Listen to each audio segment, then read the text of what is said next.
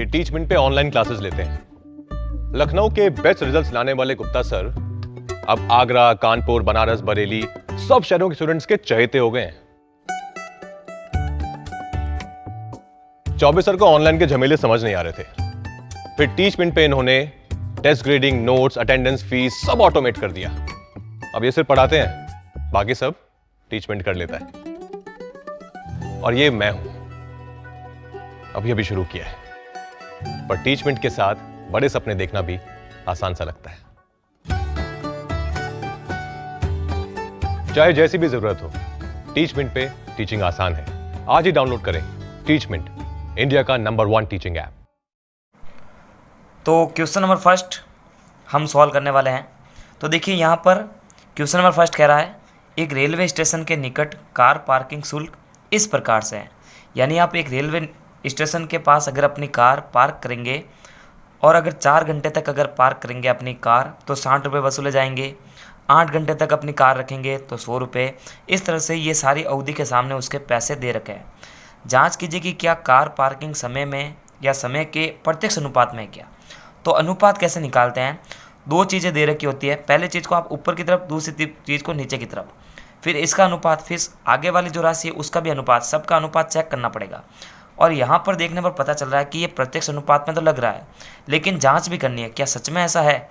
तो देखिए कैसे, प्रत्यक्ष अनुपात का मतलब क्या होता है कि एक तरफ से जो चीज़ बढ़ी और जब आगे बढ़े तो दूसरी तरफ से भी वो चीज़ में वृद्धि होगी। जैसे 1 का 2 हो गया, 2 का 4 हो गया, आगे बढ़ने पर 2 का 3 हो गया, 5 हो गया इसका। इस तरह से कंटिन्यू वृद्धि तो हो रही है। जैसे जिस प्रकार समय ज़्यादा बढ़ रहा है उसी प्रकार उसके हिसाब से रुपए ले जा रहे हैं। देखो इस तरह से। लेकिन इसको चेक करेंगे तो चेक करने का तरीका क्या रहेगा, लिखेंगे अपन दी गई स्थिति में जैसे जैसे समय बढ़ता है वैसे वैसे उसी अनुपात में रुपए भी बढ़ रहे हैं। लेकिन इसकी जांच करने पर, तो देखो इसकी जांच कैसे करेंगे, इन सभी का अनुपात निकालेंगे। 4/60, 8/100, 12/140, इन सभी का अनुपात निकाल कर देखेंगे एक दूसरे के बराबर है या फिर नहीं। लेकिन जांच करने पर, जांच हेतु, ठीक है, तो देखो जांच करने के लिए क्या करेंगे, हम इन सभी का अनुपात निकालेंगे। तो आप इसको ऐसे भी कर सकते हो कि आप इसको x1, इसको y1, x2, y2 इस तरह से लिख सकते हो, ठीक है। तो यहाँ पर मैं तो इसको डायरेक्टली लिखूंगा, आप इसको मान के भी लिख सकते हो कि माना कि 4 घंटे बराबर x1, माना कि 60 रुपये बराबर y1, लेकिन इसको डायरेक्टली करूँगा मैं। यानी इसका अनुपात इसके साथ में 4/60 बराबर 8/100 बराबर 12/140 बराबर 24/180। सभी के अनुपात चेक करते हैं। तो देखो इनको जब तक कट रहा है तो काट देते हैं। तो 2 दूनी 4 और ये हो जाएगा 2 तिया 6 20, ठीक, 30, 2 एकम 2 और 1 15 वाल कटेगा। यानी इसका तो 1/15 आ चुका है। इसका करेंगे तो 2 चौके 8, 2 पंजे 10, 2 दूनी 4, फिर ये 25, तो 2/25 बराबर में 2 छक्के 12, 2 सात 14, 2 तिया 6 35, 3/35, 24 बटा इसका काटना 12, 90, 6, इसका 45, इसका 3 से काटेंगे तो 3 दूनी 6, 15 45, 2/15। तो देखो ये सारे अनुपात के बराबर है क्या। तो देखो बराबर नहीं होने पर ये चिन्ह लग रहा है, इसका मतलब दी गई स्थिति जो है या कार की जो पार्किंग समय के जो है वो प्रत्यक्ष अनुपात में नहीं है। अतः लास्ट के अंदर आप लिखना है, अतः कार पार्किंग समय के प्रत्यक्ष अनुपात में नहीं है। ये पूरी लाइन लिख देना, यही यहाँ से लगाकर यहाँ तक की लाइन है, बस प्रत्यक्ष अनुपात में नहीं है, ये लिखना है बस। क्वेश्चन नंबर दूसरा, एक पेंट के मूल मिश्रण के 8 भागों में लाल रंग के पदार्थ का एक भाग मिलाकर मिश्रण तैयार किया गया। निम्नलिखित सारणी में मूल मिश्रण के वे मान ज्ञात कीजिए जिन्हें मिलाए जाने पर या मिलाए जाने की आवश्यकता है। तो यहाँ पर क्या होता है कि इस तरह से सारणी तैयार हो रखी है, लेकिन हमारे को ये वाले मान ज्ञात करना है और बहुत ही सिंपल है। जब कभी भी जैसे इस तरह से समझो A/B C/D, जब 1 2 3 4 मान में से अगर आपके पास में 3 मान है तो चौथा मान ज्ञात किया जा सकता है। जैसे कैसे, ये वाला एक कॉलम देखो आप, इसके अंदर 1 2 3 और एक चौथा, जब 3 चीज़ें हैं तो चौथी चीज़ ज्ञात की जा सकती है।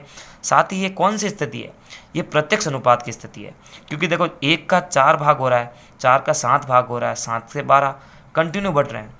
तो जब यहाँ से बढ़ रहे हैं तो फिक्स होगा कि हम जो है यहाँ पर भी संख्या बढ़ती हुई नजर आएगी, है ना, कि लाल रंग के एक भाग का मूल मिश्रण में, यानी टोटल भाग 8 में से एक भाग ये हो रहा है, एक भाग लाल रंग का है, तो फिर उसके हिसाब से अनुपात बढ़ रहा है कि नहीं। तो इस तरह से मिश्रण तैयार हो रहा है।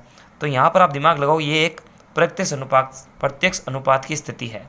तो यहाँ पर जो है मैंने इसी सारणी को जो है वापस इस तरह से तैयार किया है कि माना कि ये लाल रंग का भाग x माना, मूल मिश्रण का भाग ये मान लिया y। अब जो है इसको मैं ये जो दे रखे ना, इसको मैं मान रहा हूँ एक को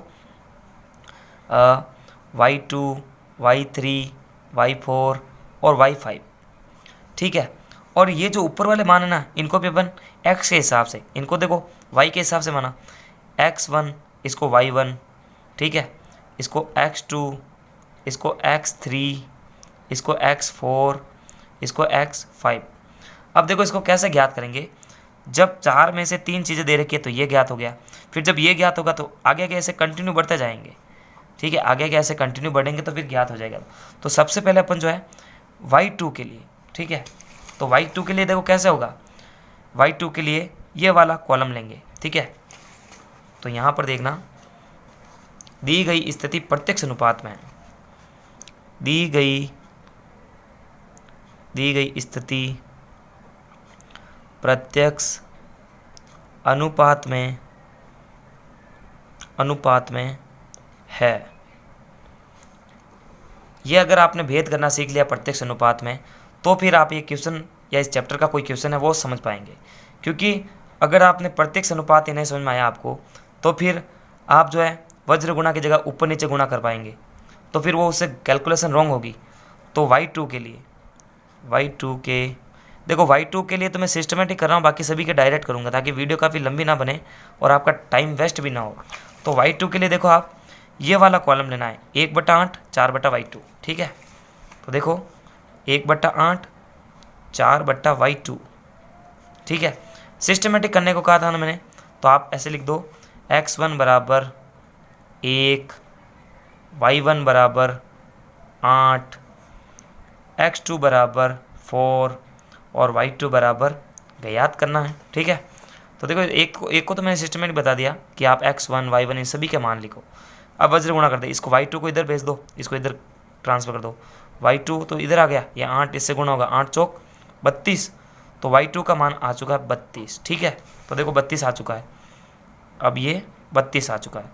तो देखो जब ये 32 आ चुका है तो हम अब आगे बढ़ेंगे इस तरह से ताकि ये y3 निकाल सके, ठीक है। तो y3 के लिए क्या होगा, 4/32 4/7 y3, ठीक है। ऐसे कंटिन्यू आगे बढ़ते जाएंगे अपन, जैसे जैसे मान आता जाएगा। तो देखो यहाँ पर y3 के लिए, y3 का डायरेक्ट कर रहा हूँ। तो देखो 4/32 इसके आगे वाला कॉलम 7/y3 जिसको हमारे को ज्ञात करना है। y3 को इधर, और देखो y3 को इधर लाएंगे, 4 इसके नीचे और 32 उधर चला जाएगा। तो y3 तो इधर फ्री होके आ गया और y3 की जगह 4 नीचे आ जाएगा, ये इससे इंटू हो गया, 7 × 32 बट्टा है 4। देखो 4 × 32 8 7 56, तो y3 का मान आ चुका है 56, ठीक है। तो देखो y3 का मान हमने यहाँ से 56 निकाल दिया। तो देखो अब जो है इसके आगे वाला कॉलम ले लो, क्योंकि अब y4 ज्ञात करना है। मैंने बताया ना कि 4 में से 3 चीज़ें ज्ञात है, 1 2 3, तो चौथी ज्ञात की जा सकती है।